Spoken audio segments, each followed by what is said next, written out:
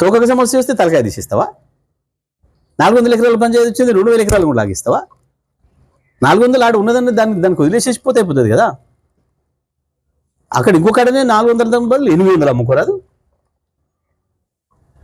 నువ్వు చెప్పే future city, 4th city, అన్ని సిటీలకు కలిపి లాజిక్ ఉండాలి కదా, రీజన్ ఉండాలి కదా, ప్రజలు నమ్మటానికి. ప్రజలు ఆలోచిస్తారు కదా. నువ్వేం చెప్తే అది, నేనేం చెప్తే అది నమ్మరు కదా ప్రజలు. ప్రజలకు విజ్ఞత ఉంటుంది కదా, ప్రజల మీద చైతన్యం ఉంటుంది కదా. ఎవరు మేము మాట్లాడినా బేరీజ్ వేస్తారు కదా వెంటనే. ఇప్పటికైనా ఈ తెలివితక్కువతనం, ఈ తెలివితక్కువ మాటలు మానుకొని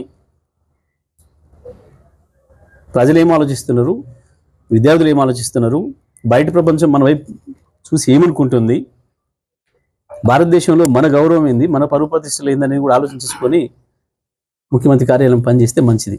అసెంబ్లీ ఎలక్షన్స్